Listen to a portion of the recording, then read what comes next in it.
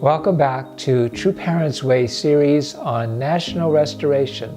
I'm your host, Tyler Hendricks. Our topic is family sovereignty. Sovereignty emanates from God and is realized through citizens. Western thought says it rests in the individual. Chenoguk disagrees.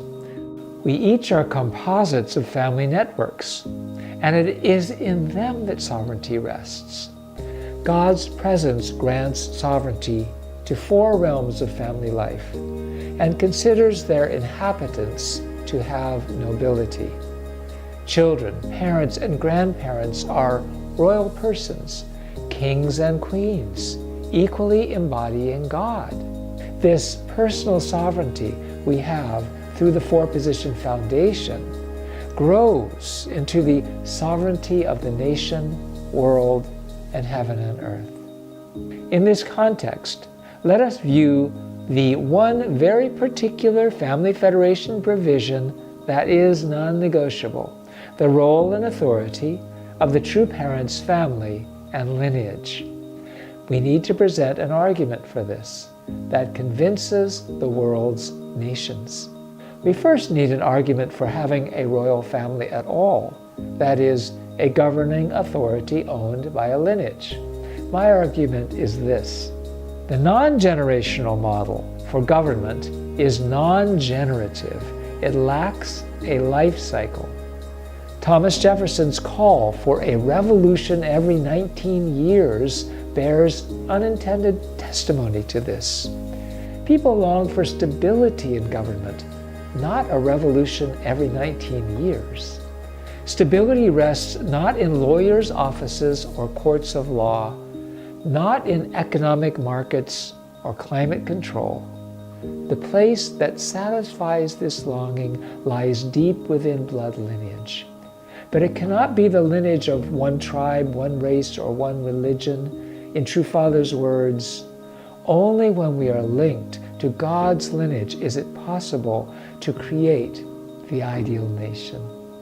If sovereignty resides in the family, and the perpetuation of the family is lineage, then the perpetuation of sovereignty resides in lineage. What is lineage? It is the substantiation of husband-wife, life, and love. Sovereignty means ownership, and ownership comes from creation. You make it, you own it. Who are the creators of lineage? Husband and wife are the creators, hence owners of lineage. The parents of a lineage are absolute and unique. Your parents are your parents by God's authority of love. You knew it from the moment you were born and made your way to your mother's breast to fill yourself with her life-giving elements, spiritual and physical. This authority is embedded in Chenoguk's society and government through true parents. As parents of God's lineage, they are absolute and unique. That God is embodied in the substantial true parents is an article of faith at the root of citizenship.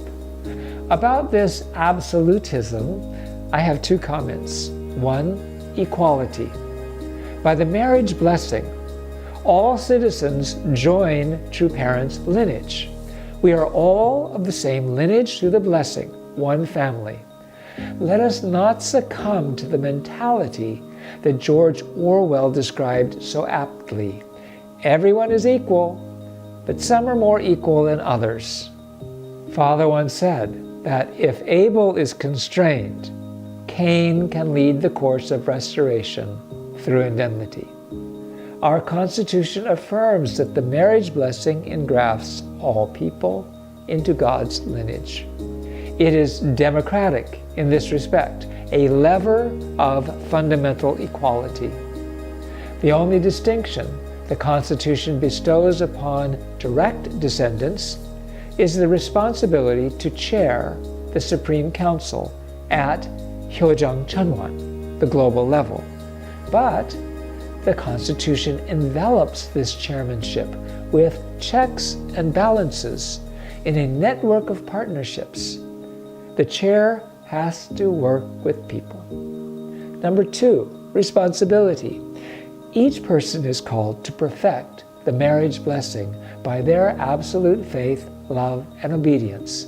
And this, not lineage, determines their value. The Chanoguk Constitution is explicit about that. True Parents' lineage multiplies, and its responsibility is distributed, ultimately to everyone. I foresee a spate of royal weddings, a literal engrafting of nations. Scions of the direct lineage will chair the Family Federation Supreme Councils on every level in our federal system. The True Parents' lineal sovereignty will be dispersed rapidly.